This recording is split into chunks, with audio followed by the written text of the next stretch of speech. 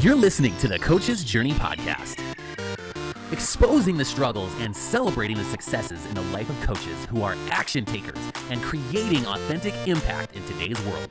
Whether you're just starting out, expanding your reach, or exploding your impact, you're in the right place right now. Stay tuned and be sure to subscribe to this podcast. Now, here are your hosts of the Coach's Journey podcast. All right, we're live.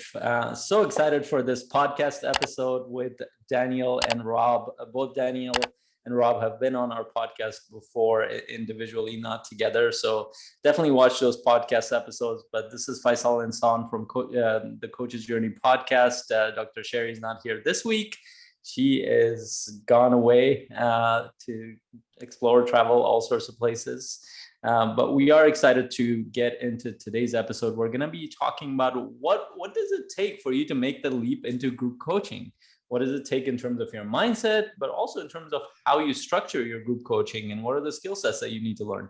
And Daniel and Rob are experts in that world, and they'll be going deeper into that area. And I'm excited to explore that with them. Before I jump into that area, I do want to share a little bit about our sponsor, which is Coaching Mastery Community, and it's a community of coaches that are supporting each other to raise their skill sets and their business coaching skill sets and business skill sets in a supportive community. I'd love to hear, because Daniel at least is part of the community and Rob is an honorary member of the community. I'd love to hear if you wanted to add something about Coaching Mastery Community, Daniel or Rob. I'll just add, one of the cool things about Coaching Mastery Community is the coaching chain, where we just reset for the quarter to scramble the chain up. And so what you get is you get like this, you get a coach and you get a client, and you can try new stuff. So with my client last week, last quarter, I tried some new things that I hadn't tried before. It's a good experimental environment as a coach, because you can try things that you're like, oh, I wanted to do this, but I'm not really sure if I want to do it with my clients in the real world. Like the intention with the chain is that you get paired with people who know that you're trying new stuff and that you want feedback, and you can get feedback that you can't get from clients, because it's like your coaching client in the chain will say like, hey, this didn't really work for me. That didn't really work for me. You have this coaching mastery discussion afterwards, where you can get feedback on your coaching in a way that you can't really from a coach, right? So like your clients can't often give you that kind of feedback. And they can if you structure it right, but this is designed for that specific purpose. And you give your coach feedback and you both learn together. Like even when I'm coaching a newbie or an expert coach, like I learned so much in that coaching mastery discussion around coaching, and sometimes business too. Awesome. Well, I completely agree with that. And I think as coaches also, we consistently need to be coached and supported, and also given feedback as to how we're serving our clients. Usually we don't really have an idea until a client leaves us. They're like, oh, what happened there? And even then, a lot of times we're guessing.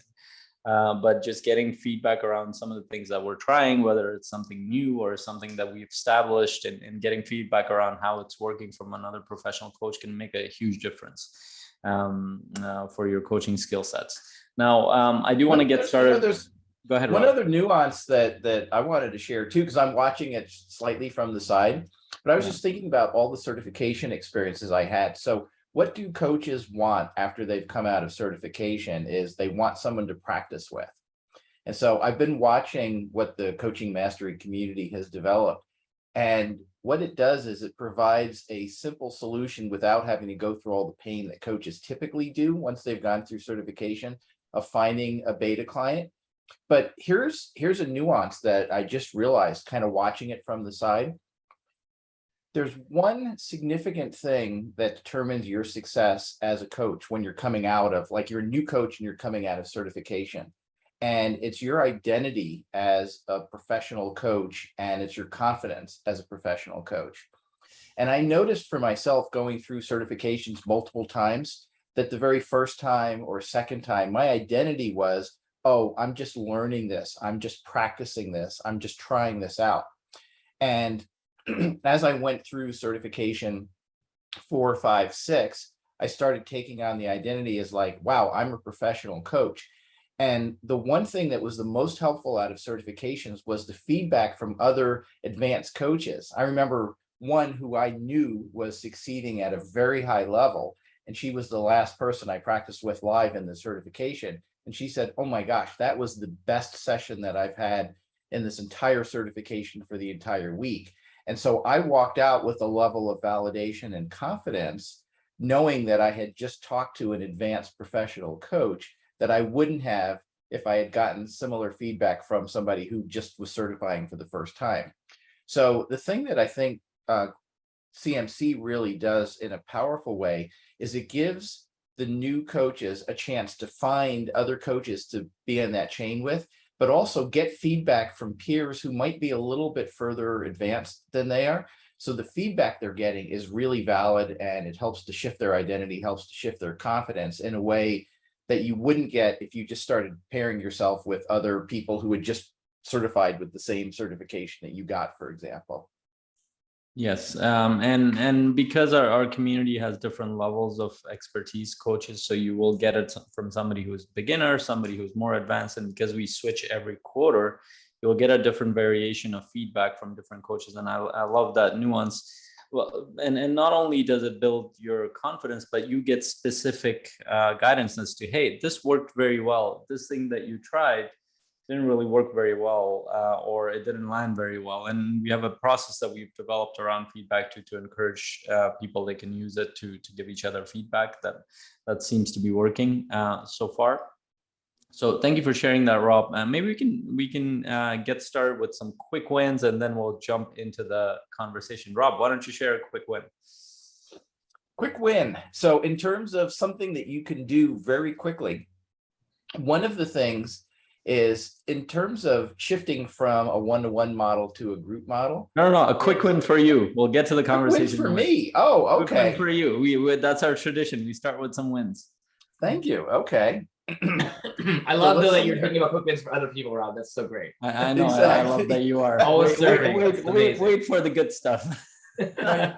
my natural default. Actually, maybe that is. I'll just share a quick win that maybe my natural default is to. Like once you're a coach, you could be a coach anywhere. And so I'm looking for a new place to live. And I went to lunch yesterday with the person who I was going to move in with and her daughter.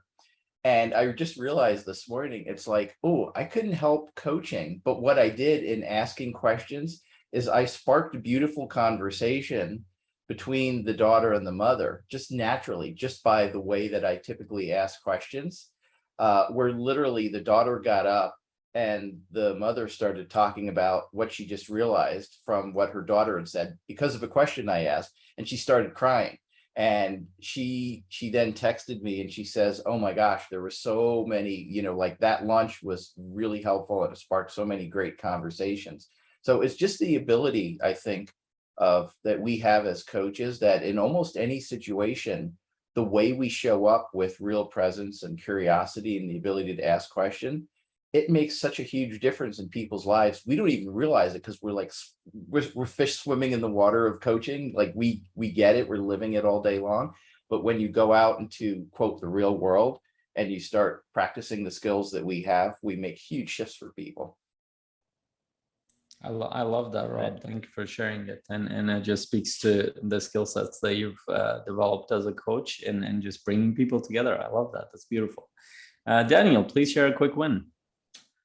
Oh yeah, this month, here's a win. I just had my 100th session with a client, and it's been an awesome journey. We're continuing on, but just sometimes you forget how much investment you've made in coaching someone, how much investment they've made, and how well it's going, and the benefits that they're receiving. It's just like you kind of just forget, and then you're like, wait, I just did 100 sessions with somebody. That takes a long time, and and sometimes it's weekly, sometimes it's not. So over the various rounds of coaching that they signed up for, 100. It's great. It's such a milestone for a client, like for a coach to reach 100 session with somebody. It's not very often that happens, I guess, but and it can happen. It's happened. I have another client who's on their heels at 80, 84 right now. So so it's kind of nice to celebrate a century Yeah. A coaching century. That's awesome. It's making me count. I don't count my sessions. I'm like, how many have I done?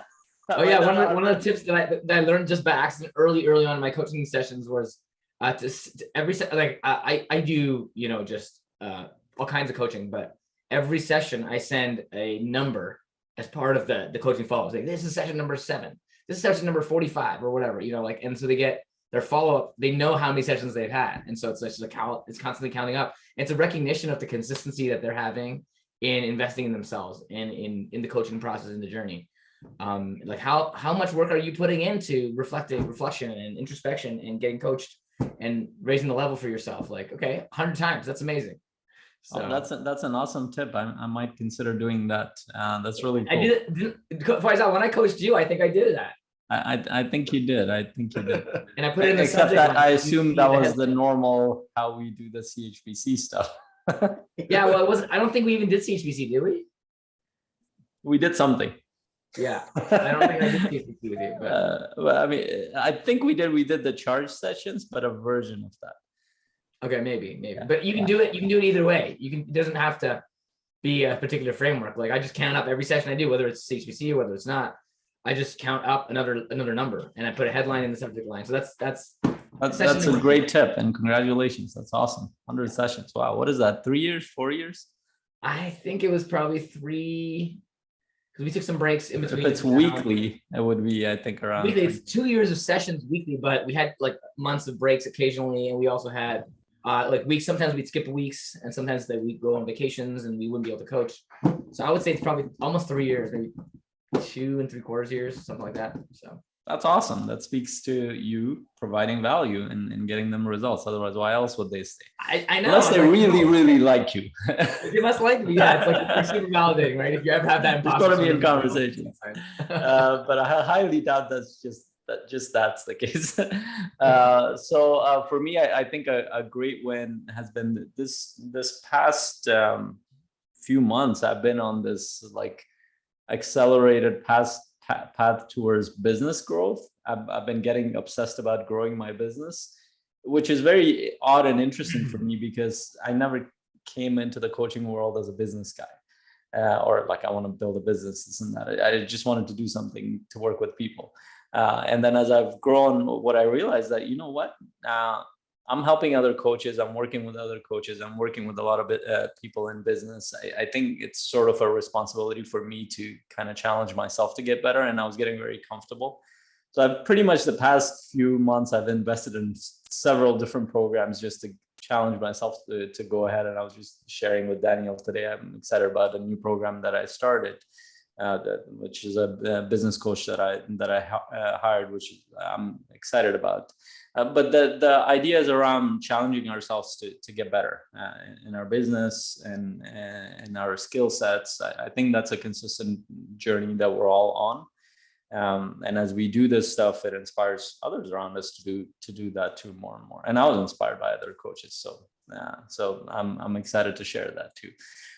All right, so let's jump into our conversation since Rob is itching to share his tips and tricks. So what we wanted to share was that, well, what does it take for somebody to get started in group coaching? Now, one of the things that I've heard, like at least in the CHPC world, but another bit, well, you can just get started with group coaching. And I would say you can, but what does it take really, Rob or Daniel, either one? But actually, before we even get started, maybe we can spend, because I promised that we would do that. I know you guys have been here separately, but maybe you guys can share your common story as to how you got connected and how you guys became business partners as you move forward. I'll let Rob do that. So obviously Daniel and I, so the way we got connected, it was funny because they were asking me this story at lunch yesterday, but the way that we got connected was Daniel and I met each other in person at a lot of the Brendan events. And I swore, because one of the sessions I rented, we were calling it the coaches mansion, but there were like 10 coaches. And I was swearing that Daniel was there, but he said, no, he didn't actually stay overnight at the house, but he was there a lot. So I thought he actually was living there. So I think that's the time that we spent the most time together and really bonded and connected with each other. And literally, I was just keeping in touch with him. So fast forward, I had trained as a coach in 2014, trained as a facilitator in 2017, and started combining a lot of those skills. And 2020, my plan was to downsize enough that I could fit everything I owned into a Sprinter van and then drive around the country, stay with friends, and facilitate large-scale live events at different places in the country. Well, obviously, the universe had other plans that the live event in 2020 was not going to happen. And so I remember, and Daniel laughs at this whenever I say it, literally I was walking in a beautiful graveyard, which sounds like a contradiction, but this is a graveyard in Monterey, California, overlooking the Pacific Ocean. And it was just like really epic. And I was just calling friends that I had known from the past and catching up with them because, quite frankly, I was losing my shit with being locked up and not being able to interact with people. And so I was just reaching out to friends from the past. One of the comments that I made when Daniel and I was talking was, Daniel, I'm capable of building a business on my own, but I really don't like it. And he's like, me too. Let's do something together. So our partnership was born out of just a conversation where we both realized we were in the same place in building a business, because building a business on your own, as I said, it's possible, but it is so much harder than if you have support. And it doesn't have to be an official partnership relationship. So maybe this is one of the first tips is find your tribe and don't do it alone. Don't do anything really alone, because it's so much harder. Because it's not just a 1 + 1 = 2 situation. When you start partnering with the right people, it becomes exponential. So anyway, I couldn't help myself throwing a tip in there, but the way we came together was just through that conversation. And when we initially had the conversation, we didn't even know what we were going to do. It was just the idea of like, let's partner together. And the whole idea of doing what is now Group Coach Magic came about from a couple of months of us trying to do something in the real estate world, because a lot of the live events that I was facilitating all related to real estate. And Daniel had been working with a lot. He'd been a real estate investor himself. He'd been working with a lot of realtors also. So we started there, and everything we did was just difficult in terms of thinking about our copy, getting in the head of the clients, that type of thing, like building a long-term business. And the way it shifted into Group Coach Magic was literally from a post in a Facebook group, which was saying, one of the coaches was saying, how do I move from one-to-one to group coaching?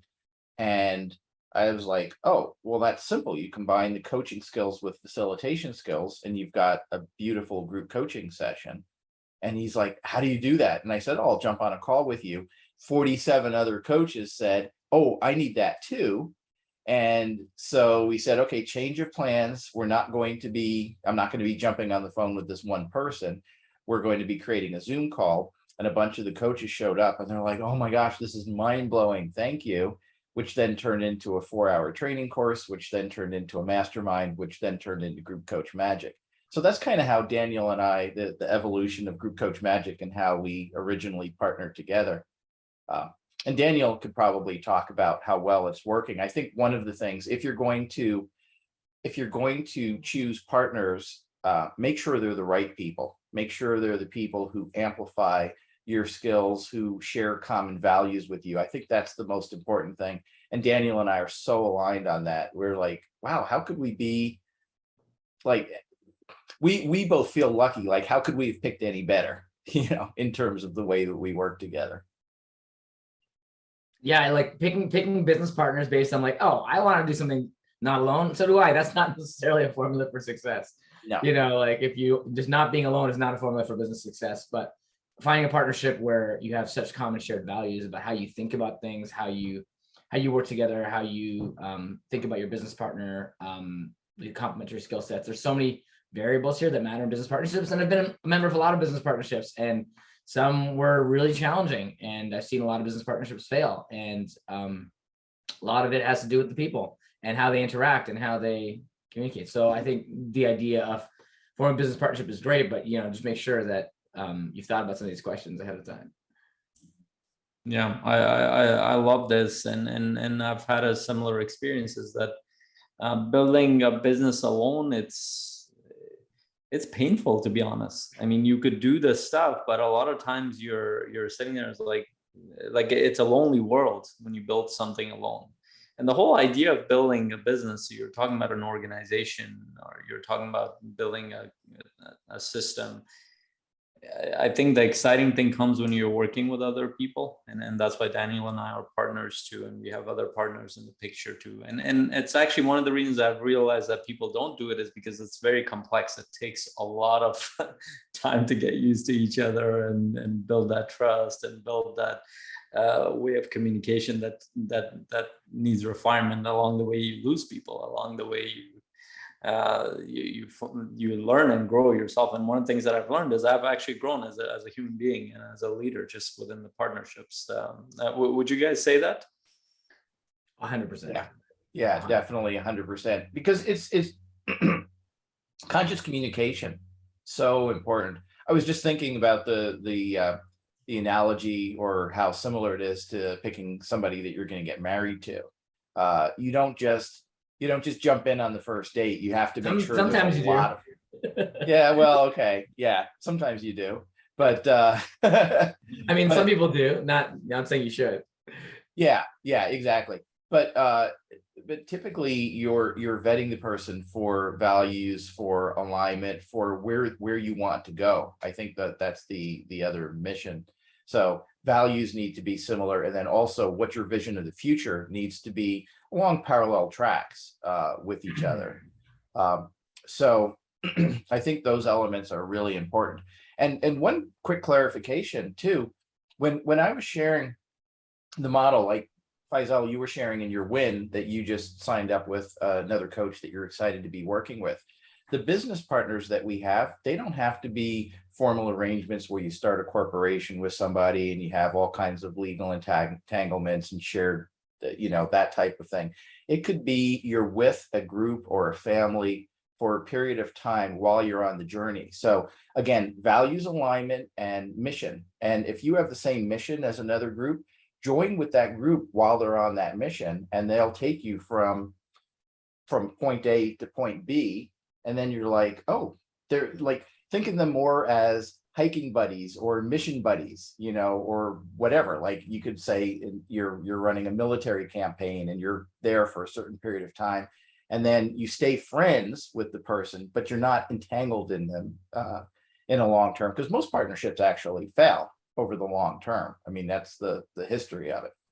So it's there's two models of it. So we're not suggesting get into a long-term partnership relationship. We're saying pick the people that you need that will take you from point A to point B, and they're aligned with your values in a powerful way, and you'll go far faster with a group of people than you will try to do it on your own.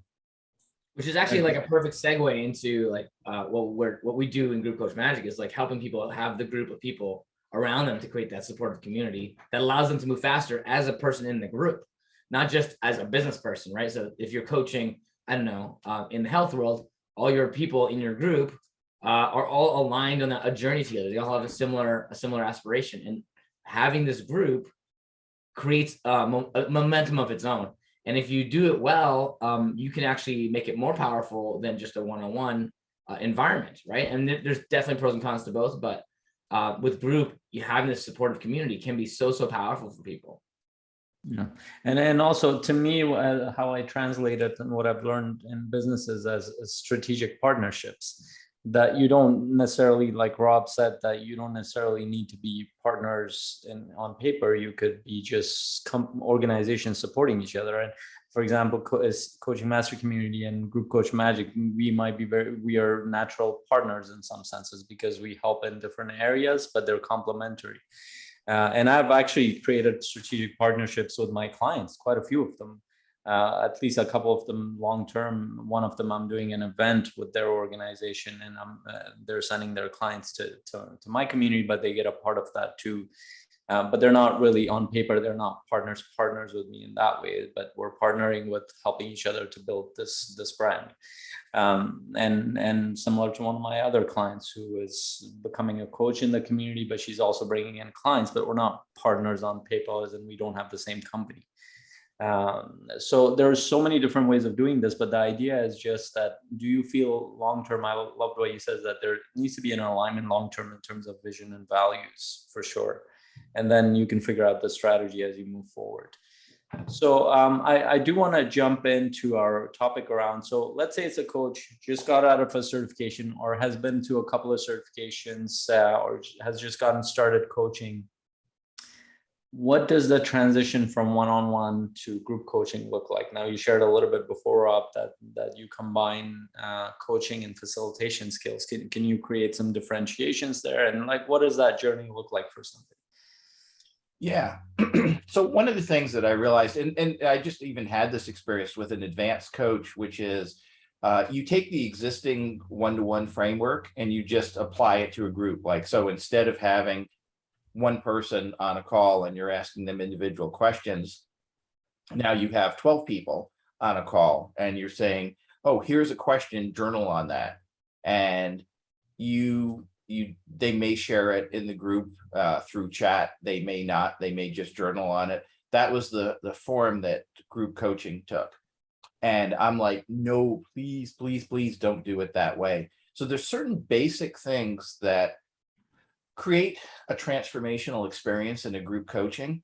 And one of the basic things is having everyone feel safe, seen, and heard, and have them feel safe, seen, and heard as early in the session as possible. So one of the things Daniel and I are really big on is whenever we're opening a session, that we will ask a question to kick it off, where we get people grounded in the session, connected to each other in some way. And then, just as you did with the wins, share a positive frame, share something where everyone gets the chance to share and have their voices heard early in the session. So the big mindset shift is, don't just take whatever framework you have and adapt one-on-one to group and try to do it the same way. It's a fundamentally, group coaching is a fundamentally different process than one-to-one coaching is. And this is where the mindset shift comes. It's actually easier and it's more fun for the coach. Like, you can get more transformation. You can have a much less emotionally taxing session for you as the coach, for yourself, and you can get better results for your clients all simultaneously in a group coaching format versus the one-to-one format, if you're doing it correctly. Awesome. Daniel, did you want to add something to that? Well, Rob just described our GPS framework, which is grounding, positive frame, and sharing, which is things that you need to do early in the session to create that sense of safety. But I think, part of the challenge with going from one-on-one to group is often that people are not like sure what to do. They don't know how to do those things. They don't know how to create that sense of safety. And partly it's because they have not led a group before. And when you're leading a group, you have a responsibility to take the group through a journey.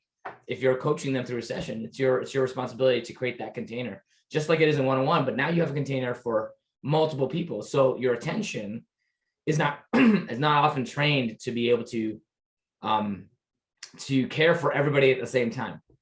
So when you're one-on-one, it's where to focus your attention is really, really like obvious. It's like you're present with this one person in front of you. But when you're in a group, all of a sudden, like, how do you make sure that everybody's having a good experience?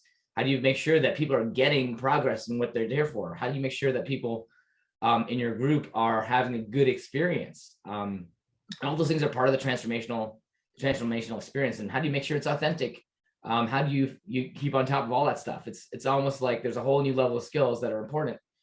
That one-on-one you don't have to think about those things, but in group it's like a level change in terms of how much attention you need to pay to things.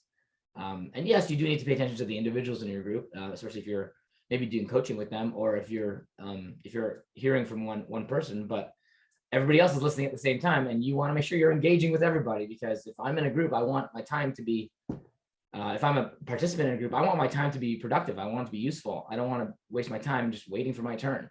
That's not as effective. So sometimes people going from one-on-one to group don't understand those dynamics, and a lot of it can come with experience. But what we've done is we've worked on like turning that into a system. What are the key tools and strategies that you can use in a group context to just run playbooks and run, we call them choreographies on playbooks sometimes, which is like, hey, do this, then do that, then do this.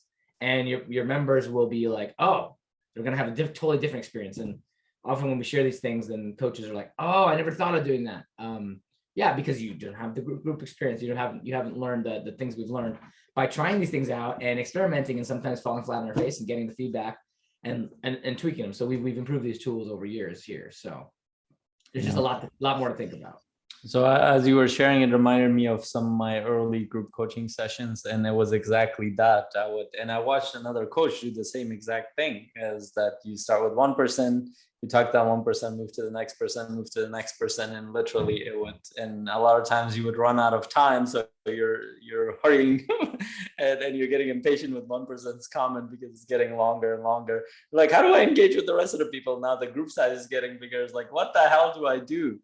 And especially as I was fortunate to be put in it wasn't my personal clients, and I watched another coach who was more experienced do this, but he was making a lot of mistakes. When I went there, I started similar to him, and I realized a lot of the stuff he was doing is not working, especially when you increase the group size. It just doesn't work, because you won't get to everybody. You won't even get to half the people in there. But what I learned as I experimented with different things is what you said, was that we need to find a way to get everybody involved in some way and not make it like a turns thing. Is that we're leveraging the group environment to create insights, to pull out the wisdom from the group and help them start to think about what would it look like for them to move ahead. And there are different strategies to do that. But I'm curious, so as somebody who's getting started, and not everybody will have the same path as me, but what would it take for them? Like, what skill sets do they need to build in terms of facilitation? Where would they practice something like this as they're getting started? Yeah, I think there's a couple things. One is what Daniel said, is it's a fundamental shift from your role in your mindset. So typically when you're coming as a coach, you're thinking, okay, I just got the certification, I just got this training, so I'm the expert. So the mindset of a coach moving from one-to-one to group is the mindset of, I'm the expert and I'm going to dispense my knowledge to the participants. And it gets worse in a group because now you have more people to help, to support. And it turns your role into a guide. So you have to see yourself literally as a guide of the conversation, and you're just watching for the experience that everybody's having. So I think that's one of the very first elements, is to shift your mindset to, I am now the guide, curating an experience and creating something. The other thing which you were talking about is, how do you create a situation where everybody's getting value simultaneously, even if there's one particular person on the hot seat? And that is one of the things that goes along with that mindset shift, is now that you realize you're just guiding the conversation, you're involving the wisdom of all the other group members in the conversation, even with the person on the hot seat.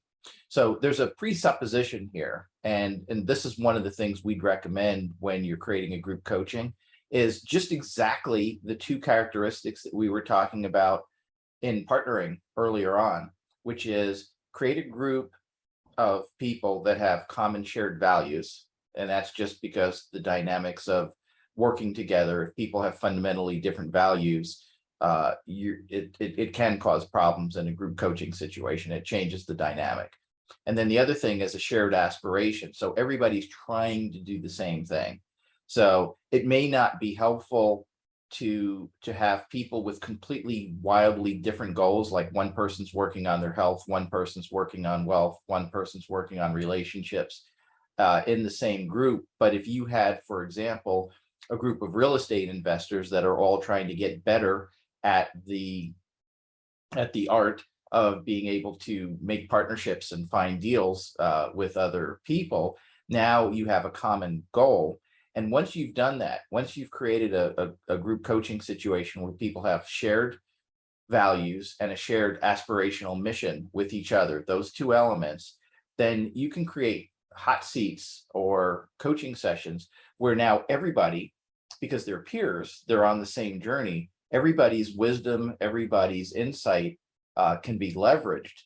And even though there's one person on the hot seat, you can draw out the wisdom of the other people of like, hey, before expert coach, the person who's conducting the coaching session, says anything as far as suggestions, what have all the rest of you done that's worked in this particular situation that Mr. Hot Seat member is asking for, or Mrs. Hot Seat member is asking for? And because of that, you're getting everyone leaning in, you're getting everyone interested, they're all paying attention, they're getting value because they're thinking through what's the best of what works, and they're hearing what works from all the other participants simultaneously. So everybody's extracting value simultaneously from the discussion, even though on the surface it looks like one person's on the hot seat. Yes, I love that.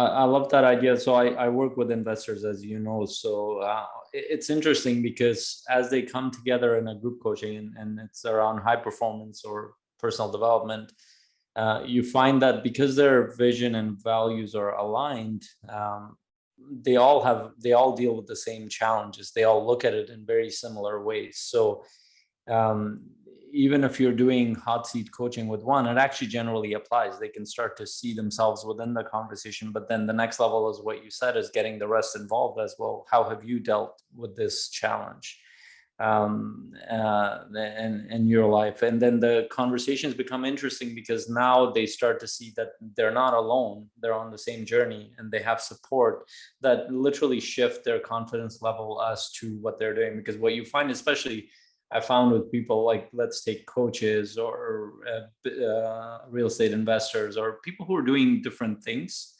and most people around them, they don't understand what they're doing. They tend to fall into this space of like, nobody understands me.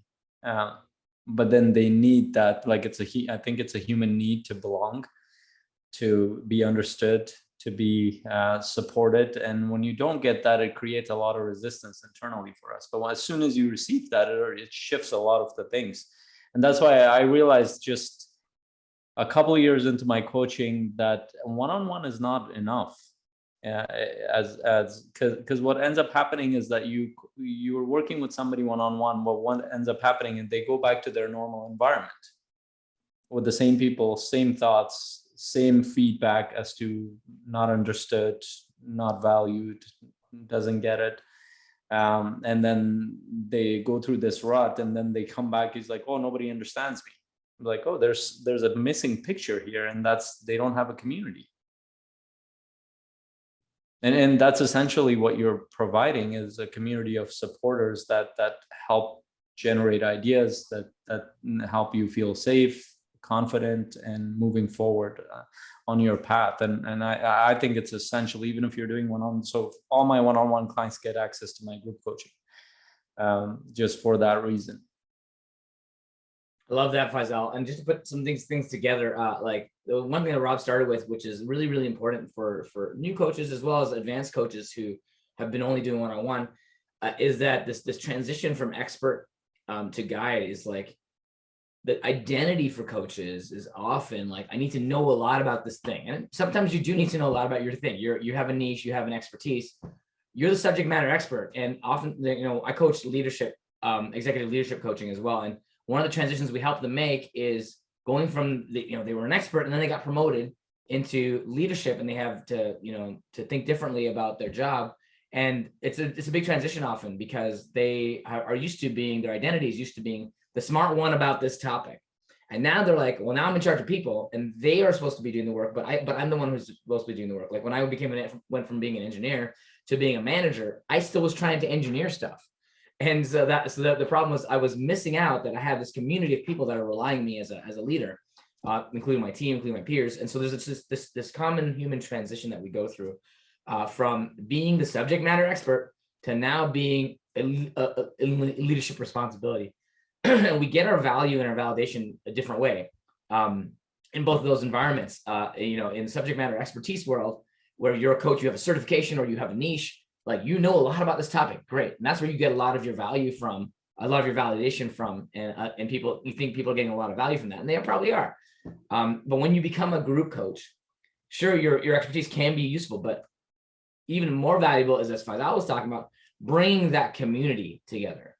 And now you're responsible for a community, you're responsible to lead a community, not to tell them stuff, right? So you can tell them stuff, but that's what video training's for. You can tell them stuff, that's like sometimes what the training and content you have is for. But when you bring people together, building that sense of community, as Faisal said, can create a lot more momentum, because now they're with people who get them too. And you're the one who brought this together, so you can facilitate this container and this experience they're having, not just tell them about all the knowledge, because that can be done a lot of different ways. But when we have people together, it's an opportunity for them to have a live experience that can help with that transformational aspect of what your coaching is supposed to do. And the knowledge will be there for them. They're part of your community already. So you have ability to share that knowledge with them, and they may need it at different times in different ways. But when you have the community together, how can they together connect? How can they together be on that hike together through the mountain, through the journey, and then know that there's other people alongside? That can be a really powerful force, even if you're coaching them one-on-one like Faisal's doing, right? And there's a reason that, Faisal, you brought them all into your group, because you know that can be a factor in helping them succeed in what they're doing, right? Yeah, I love what you said. It reminded me of a couple of stories, but I think the first one is around the group that Daniel and I facilitated, the first group a few months ago. And so this was a contract in an organization that we're doing, and it's going well. So the first set of feedbacks that we got was that, so when we were coming into that space, one of the things I knew that they will look at us as experts. So, and I knew that we needed to do something to kind of break that like pedestal in a sense. So we both shared a little bit about our stories, and that was part of the session design. And the feedback that we got, they're human like us. They have their challenges and problems, and they've been on a journey. And I was like, that was the best compliment ever. Yeah, that particular example, Faisal, I think is a really good example. They thought we were going to come in and tell them what to do in their field, and like they're probably better at it than we are. Like we don't necessarily know their expertise is, but what we do know is how to build that container in that environment, and have them be able to speak up for themselves and clarify for themselves, and coach the group through an experience and a transformation through that experience, so they come out being different, right? And that's kind of the purpose of your group coaching, is to help your members transform, just like it is in one-on-one, but now you're helping everybody transform simultaneously, in parallel, in their own unique experience that they're having as part of your group, which takes a little more skill, of course, because you're like, you can't just focus on one person. Well, you can, but we recommend having everybody have a shared experience here. Yeah. Go ahead, Faisal. Just one last point around that. So like when we're going into a space, like whether it's one-on-one or group coaching, one of the things that I've learned is I think it takes a little bit of humility. I had to realize, because when you're like, as a coach, you will have been you've gone into personal development, growth, all sorts of areas, and you will get the idea generally that you know what to do for it. You will know what to do for them. You will be able to give them advice, and maybe to some degree that's true. But one of the best assumptions that I've come to, even outside of the business, one thing is that, okay, I don't know anything about the multifamily investment world, but it's even more than that. I have a very small view of their life, regardless of how long I've coached them. They have a much more closer view of their own life. I can direct them, I can ask them questions, I can give them perspective, but ultimately they have to start thinking about where they want to lead their life and business. And that's where I think good coaching comes in, is that we help guide them in their own world, not with the assumption that we know their world better, but with the assumption that they know their world better, but they just need a little bit of guidance in that area, which means you're digging deeper into their life, not telling them what to do in their world. But just wanted to add that point. Go ahead, Rob. Yeah, no, actually, that's beautiful. I'm glad that you said that before I shared, because from listening to what you and Daniel were just saying, one of the things that I wrote down is that information is not transformation. Consistent action in a group setting is transformation. And so we actually transform over the long term consistently by working with a group of people that maybe we'd consider peers. But there's also that higher level of accountability. There's that feeling of commitment and constantly learning. And one of the things that I realized is that it's also important, like when you think about any major change that you make, which is usually like a habit type change, you're transforming your health. There's a cycle of you take the action, you get feedback from the world. Like, let's just say you're trying to transform your physical health. You go to the gym, right? And you get tired and yet you start losing weight and your muscles grow and whatever. But there's also the cycle of if you come back with people that are on the same journey. So let's just pretend, you're going by yourself to the gym. There's a certain level of accountability. Or you're going to the gym by yourself with a personal trainer. Now that's the one-to-one coaching model. And there's the next level of accountability because now you're paying attention to your coach. But if you're in a group program that everybody is on the same journey, we're in a 12-week program to transform our health and there's 20 of you. Now suddenly you're not just accountable in your mind to yourself or to your trainer, you're now accountable to all the 20 people. Like you don't want to let them down. So it's that consistent feedback loop where people are giving you feedback. They're sharing what's working in real time with each other. They're sharing the successes. They're getting celebrated for their successes. That creates long-term change as opposed to the traditional model where it's like, oh, I just need an accountability partner. I just need someone to get on me about a particular topic. Which generally doesn't lead to long-term change. Yeah, I love that. It reminded me of, it goes into that idea quote from Tony Robbins. I like that when he says that we're drowning in information, but we're starving for wisdom. Yeah. Like whether you're looking at the business world or personal life, there's so much information out there. Like it's so easy for anybody to get overwhelmed.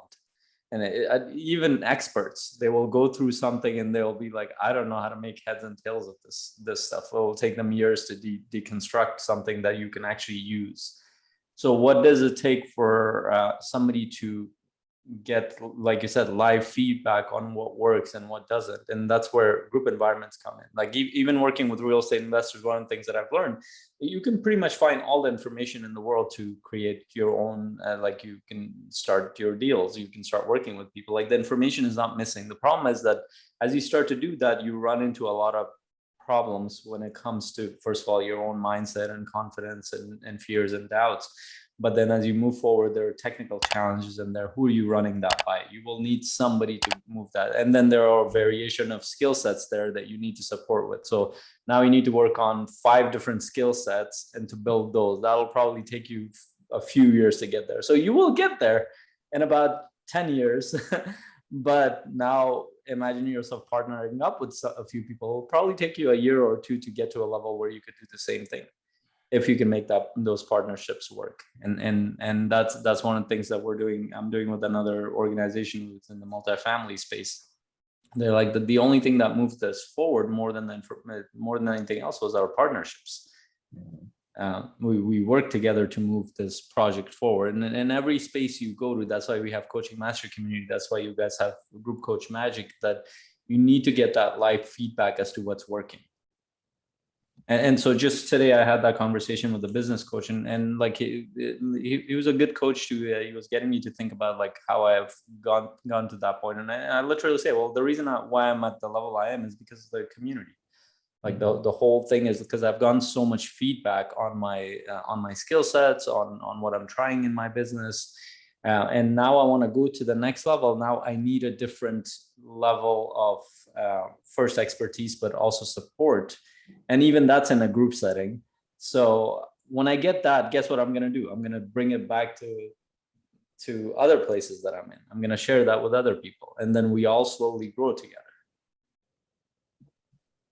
And this is the journey we're all on, is that we need to be around other people who are trying the similar things so we can grow together as we move forward. And then that's the power of group coaching, I think.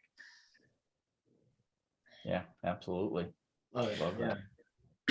So now we gave a few tips around. Okay, I'm just trying to imagine myself just going through a couple of certifications. I'm thinking about group coaching. Like, how the hell do I get started? Like, what would be like the first 5 moves for a coach who wants to get started? Well, I think there's like some steps here. One is the first, you got to commit to forming a group, right? Like if or leading a group. So if you want, there's lots of different ways you can do group coaching, right? You can create your own group, or you can lead somebody else's group. You can, you know, it depends on what your goals are, right? Like it always depends. But let's say the traditional path is like you want to create your own group around this particular topic, with this a particular shared aspiration and mission. You're going to have to create a group at some point. So I would say, like, number one, know what your group is about, and have an idea of your shared aspiration. And you don't have to know the perfect answer. When Rob and I first got started, we thought the shared aspiration was real estate investing. But as we realized, we actually ended up, instead of helping real estate people, we helped the coaches. So that can evolve over time, but you got to start somewhere. So I would say figure out, what's the topic, what's the aspiration, what kind of values do you want this group to have? Like, just think about, like, what will this group be? Is the first step, is thinking about that. And then you have to actually take some steps to form that group. There's a lot of different ways to do that. You can form your group through traditional, the same way that you're already marketing. You can take your existing clients and put them in a group. There's a ton of ways to form a group, but I mean, the most important first step, and Rob, you can chime in on this as well. Most important first step is to sort of coalesce your own ideas, and that actually can take some effort around what is this group going to be. Yeah, I was writing down, and Daniel covered a lot of the first things. So like Faisal, you were asking, like what are the big moves when you're doing it? We covered a lot of them. So the initial thing is to shift your identity as being from being the expert to being the guide. That would be step number one. Number two is to really know in your heart that group is better. And in that case, you may have to take other people's words on it. Like Daniel and I, we didn't, even 2 years ago, we didn't believe group could be better than one-on-one. Now we know it it's like in our bones. And you can start hearing from other people who have gone down the path and like, okay, I'm going to assume that group is better because I've heard all these experiences from people. The third one is what we already talked about as well, which is identify the transformation that you're creating for your group, and then the values that you have personally that you want to attract. Because one of the other things, and this is a little bit of a nuance, is you're going to hate yourself if you're working with people who have significantly different values than you do. So choose your clients carefully. You want people. And when I say values, I don't mean issues, and hopefully this isn't controversial, but I've coached people who have gotten, really, through really tense situations where their friend situation fell apart completely over politics, over whether the vaccine's a good idea or not a good idea, that kind of thing. And I say those are issues, but values are the fundamental, like, one of the ones I use is if I'm with somebody at a restaurant and they treat the staff, like look down on them and treat them poorly. It's like, ooh, I think this person has a different set of values than I do. I'm not sure we're going to be friends long-term. So that's a values issue. So you have to decide your values and then pick clients based on those values. So that would be the next step. And then the step after that, which I think Daniel was getting to, is commit to group coaching, whether or not you have a ton of people to be in a group coach. So you could start a group coaching program and just decide you're calling it a group coaching program and start with one person. And that person gets a little bit of extra attention. And then one of the things Daniel and I have done is to create a soft start mode. So what you do is, as you're filling the group, you can just keep doing it on a rolling basis. And the initial people get an additional benefit by getting more one-on-one time, getting more concentrated attention. But then as new people come in, it starts breathing new life, new energy into the group. So it's feeling like there's constant levels of progress. And then as new people come in, the people who have been in the group for a while get the opportunity to welcome them, guide them, maybe even be a little bit of the expert mentor in the group. And that actually makes the new person feel deeply welcomed, and also makes the person who has been in the group for a period of time feel acknowledged, validated, and see a sense of progress because they realize how far they've come as a result of being part of the group coaching program. So those would be the kind of series of steps, I would say, as you're transitioning from one-to-one to a group that you might want to create a playbook around. Awesome. I love that. And I love that you guys distilled it there. And so there's something you said in there. So the alignment matters a lot. So initially I didn't know what my niche was. And I just started coaching people, and I didn't know who I felt aligned with. But as I started working with, for example, real estate investors, I found that even though we're not doing the same thing, our values are very aligned. So our vision and values, both the kind of life we're trying to create, the kind of purpose that we're thinking about, the kind of how we're looking at our relationships, family, like so many aspects of our life was so aligned that I got more and more attracted to helping real estate investors.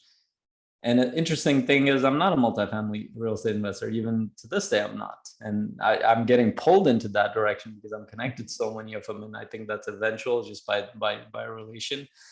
Which is a good thing, but that made a big difference. Now, I've also coached people, like you said, on the other side where our values are not aligned in terms of how we look at life, how we look at success, how we look at balance and all sorts of stuff. And you can see, I can feel a lot of resistance and on both sides, not just one side. And it can create a lot, it's just not the right fit. And I've had to even right now, I'm considering one of my clients that whether or not he's the right fit, because it was an exception that I created because I really wanted to support him. But I'm thinking, is he the right fit for the community and for me? And it does create friction. It does create tension in there.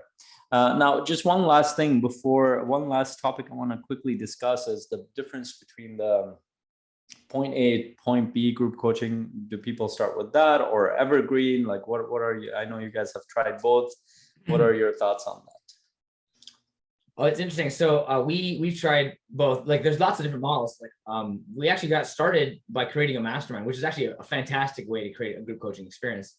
Put together a group of people, sort of like a mastermind, and if you do that for a long enough period of time, you're going to get a lot of great data around what's working, what's not working for the group, and everybody's kind of moving together with that understanding that it's kind of like a mastermind group. But we've also tried to. Daniel, can you clarify a mastermind group? What does that look like? Well, just basically a bunch of people who are pursuing the same goal, who are getting together to have conversations and to learn about a particular topic. And what we did actually, we brought that mastermind group various information and various ideas. And then we as a group tried things out and we got feedback. One of the things that we did really right was we got a lot of feedback early on in the process from the group. And we actually were able to develop our tools as a result of that. So eventually we had so many tools developed that we actually said, it's time, we need to run a cohort because we want to take people through all the tools that we put together, or at least the foundational ones that seem to be really important that people are getting value out of and using in the real world. And so we put together a cohort, a program, which was, I think it was a 6-week program the first time. I think it turned into 7 weeks that first time. But we had a module for each part of the program. We had a module on opening sessions. We had a module on ending sessions. We had a module on how to do hot seats. So we had a module on all kinds of stuff, how to create culture. So we had all these modules and we took the cohort through these modules and we got even more feedback and improved it further. And we ran a cohort again the second time and it was even better. And then we're like, this cohort model totally works. But the challenge that we didn't know that we were trying to do number 3 was that the cohort requires everybody to be ready to go at the same time if you have starting point A to ending point B. And when you start expanding beyond the people that you have very warm connections with, and you start going to people that may have other schedules and may not be able to make a particular session, they might not want to join the cohort. So when you try to run a cohort, you have to be very aware that it may be challenging for people to join that cohort for a thousand different reasons. Is it timing? Is it a particular session? Is it like being able to be there for all the sessions? And they may have their own reasons for not wanting to join the cohort, but they really wanted what you had to offer. And if you don't have another format available to them, you can run into problems in terms of people being able to do it and selling it. So we realized that, and we've had to make a shift into Evergreen, which is what we're working on now, which is a program where you have a supportive community environment where you have, sort of people get together on a regular basis to get supported in the journey of, for us, it's group coaching, but for the journey of whatever the topic is for you. And then through that process, they also learn some of the tools and the things that we have in the modules in the cohort. You can learn in that cohort, or you can learn some of the tools through some of the training that we're going to provide. And then we bring people together to have the group experiences. And those group experiences can be related to the training, but they can also be those kind of experiences to help people move forward and take action and apply consistent application of the concepts in their actual pursuits. So for us, for example, like we're a community that is around group coaching. Maybe they just learned something about how to open group sessions, and then they've gone and tried it. They can come back for the support part, which is where the community comes together and talk about that. What's worked in the field, what hasn't worked in the field, and then everybody grows from that. And as people share their experiences, so that's sort of the evergreen model, where you have people can come in at any time, at any level, and they can share what's working in the field. They can share what is not working. They can also learn from our tools, and they bring that to the support sessions when they need support as well. So everybody can learn from that experience as a community together going forward. Yeah, I love that, and maybe I can share another example outside of for coaches. So I've run a community for a year and a half, and it's been on Evergreen. Literally after the first month, I realized this needs to be on Evergreen. Yeah. And before that, I had a contract where I saw this in action, and so the coach just ran it on Evergreen. He would even switch around sessions from a model, a high performance model, and he would just take people through. He would remove the beginning and end parts, but he will just take people through. And what hit me was, for example, in the high performance model, there are really only 5 or 6 areas. You're either getting clarity, you're increasing your energy, you're increasing your productivity, courage, influence, but they're just session names are changing, but the theme remains the same and all the way. So if you look at it from a cycle point of view, like every month you're going to come back to that same topic. So that it actually doesn't matter at what point somebody joins it. And even after a year and a half, I've seen it does it. And you need to keep the refresher going on those same topics, especially if it's proven that those are going to create impact. Whatever the model is, I realize I'm like, this is so simple. Like you just run the same themes over and over and just move forward. And in the middle, I've added more different sessions to it. I've experimented with those, and some have been good, some have been not so great, but it continues on. And I think the Evergreen model is good because the focus is not necessarily, for me at least, the focus is not necessarily the topic. The focus is to help them get ahead within a community environment, within a support structure. And then the topic creates the focus, but it doesn't actually matter. Like even if topic gives them this sense of focus and continuity, but let's say you take out the topic and you just facilitated the session around, hey, what's coming up today, which there are a lot of coaching models that do that. You could do that.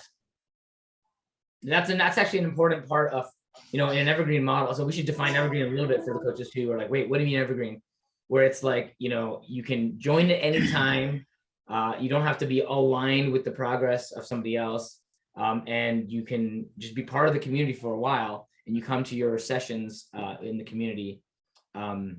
And from a business point of view, it's like a lot easier and more sustainable to have an evergreen model, because you don't have to have this cohort where everybody has to start at the same time. So everybody has to just line up the stars for themselves, right? And your content doesn't have to be in a particular order, so people can get the evergreen means you can get the content at the time you need it from the content modules, or maybe there's a different teaching that you do in a group setting, but the evergreen model allows you to be much more flexible than a rigid cohort like topic modules.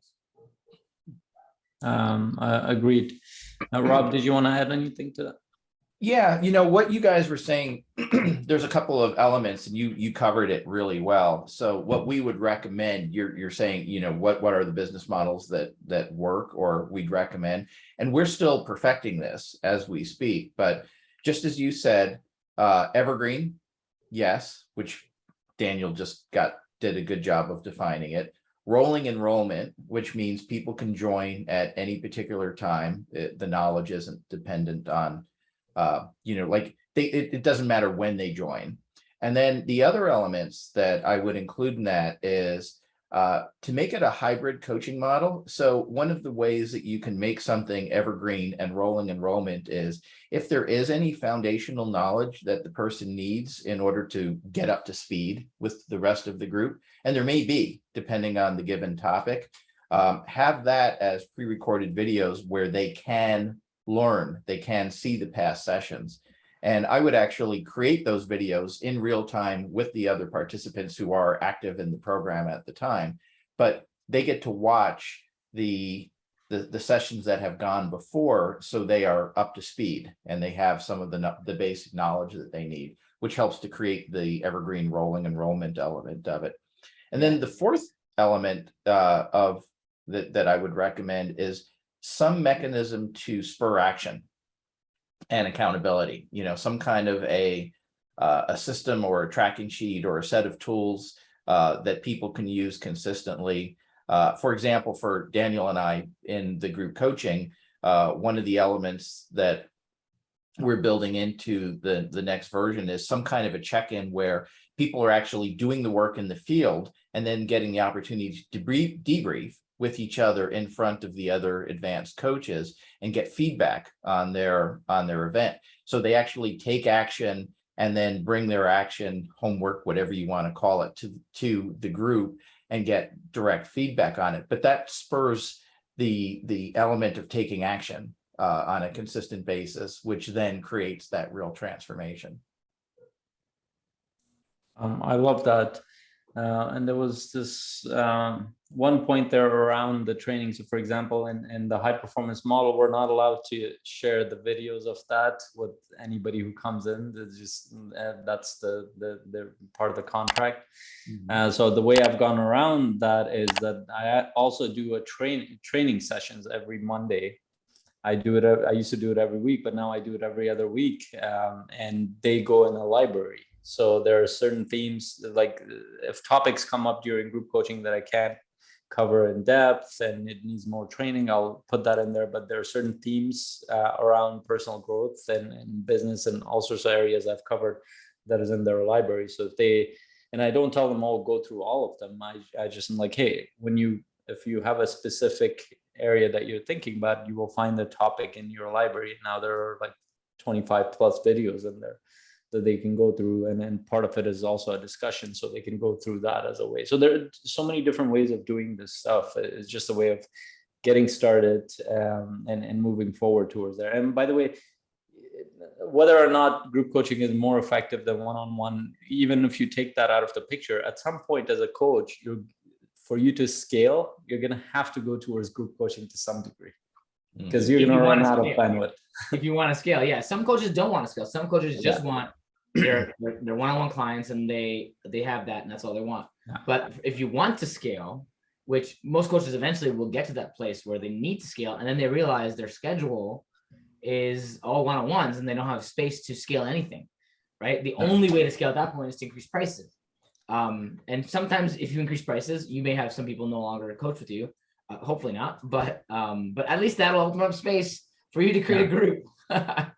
So the group is a way to scale. And you can actually, the group experience can be more valuable than a one-on-one experience. It can also increase the value of a one-on-one experience, as far as I was talking about.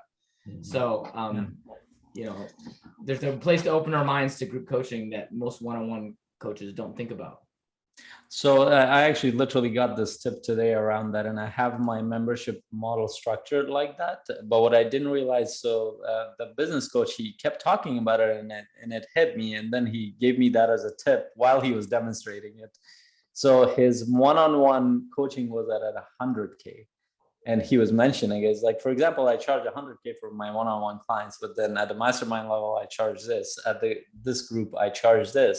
And you could structure it that way. But then at the end, he literally gave me that as a tip, that if you have your one-on-one coaching at the higher level and you double your prices, assuming that you want people to go into group, then it naturally creates a price juxtaposition for them. And they self-qualify themselves for a group, but then you might be surprised there are people who might want to come into your one-on-one program, even though you've raised the price quite a bit.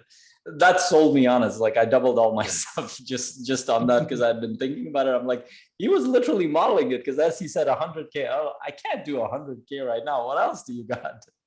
And he's like, oh, I got this 24K that will work for you. I'm like, holy shoot, this is incredible. But I like the idea that, especially if and I'm booked, pretty much booked for my one-on-one. I probably can't handle any more one-on-one clients. So it does a couple of things. One, I raise my rates because there is a higher demand for me as a coach. But what it also does naturally is, it's not artificial. It creates a price juxtaposition there that people self-qualify for the group coaching rather than one-on-one coaching, which I really like. So maybe a good tip for others. I literally learned that today. And it sold me on doubling my prices on all on investment on all my programs, at least on the one-on-ones. So I just want to thank you both for serving and sharing so many tips. I think I like that we kind of created some ideas around how you can get started in combining facilitation and coaching, and shifting your identity from an expert to a guide, to getting started thinking about getting everybody involved and creating a community environment. And we also went into evergreen. So we covered a huge area in the short time that we had. Well, depending on what you consider short or long. For me, this is short. For somebody, this might be way too long. But I do want to ask, where can people find you guys if they want to get more of their skill sets in group coaching, facilitation, all the awesome things that you guys do? Yeah, it's Group Coach Magic. So the easy thing to do is to go to groupcoachmagic.com, and then in that you'll find a program on the Surefire Group Coaching System, which is the thing that we're filling right now. We are already in soft start mode on that. And it's evolving just exactly the way we were talking about it today. We listen to the customers and find out exactly what they need, and we're constantly adapting the program to be the most effective version of itself. So it's evolving as we speak, but we'll include all of those elements that we just got done talking about, which is, the elements of having a evergreen rolling enrollment hybrid, where we've got some recorded material that you can have access to immediately, a little bit of a guidebook, the actual plays, all of those elements are being included into it. And we'll probably continue to evolve some of the action prompts. So that's kind of the high level of what we're building into the program. But yeah, just go into groupcoachmagic.com, look up the Surefire system. The program is evolving as we speak. And the one thing that I can guarantee, it'll be the thing that is the most effective way to get started quickly in group coaching, because we're constantly listening to the clients and what they need, and we're constantly debriefing in real time, and we're making the program better consistently. Like every single session we do, the program gets better consistently because we're getting feedback in real time from other advanced coaches. Awesome. And thank you for sharing that. And I'm part of Rob and Daniel's program, and I've been a coach for a while, and I've done group coaching, and I've learned quite a bit both from Rob and Daniel around how we do group facilitation, and whether it's live or in person, and they both helped me on that path. And they've created a ton of content around how you would do things differently, different strategies around how you approach from design to to implementation, to getting feedback. I think they're incredibly valuable, and I've told them this in the past. This looks more like a facilitation certification that you don't actually get in normal certifications, because they teach you the basics of coaching, but then facilitation is a different animal, especially as you go more and more towards it. So you guys are teaching important things, and whether you're getting started or you're more of an experienced coach who wants to learn better skill sets, whether your group sizes are growing or you're adding more groups or you want to bring in more coaches to work with, then I think it'll be very valuable for you guys. And I want to thank both Rob and Daniel for doing that service, because it's needed. Yeah, thank you. Yeah, no problem. So for those who are watching it, make sure you like and share this episode, and share it with any coach that needs to learn more about group coaching, the evergreen model, how to get started, all of the good stuff that we share. Please like and share. It's going to help a coach. And if it helps a couple of coaches, it's going to help a lot of other people, because they're going to go out there and serve.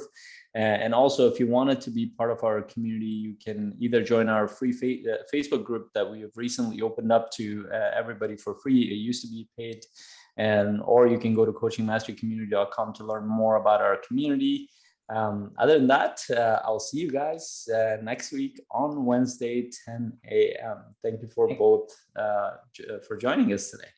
Thanks for having us. Really appreciate it. Thank you. You're listening to the Coach's Journey Podcast.